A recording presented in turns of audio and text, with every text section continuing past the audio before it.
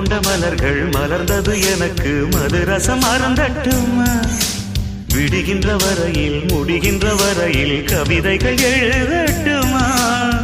முத்தம் என்ற கடலில் முத்து குளிப்போமா அழகு அழகு ஓ நீ நடந்தால் நடையழகு அழகு நெருங்கி வரும் இடையழகு அழகு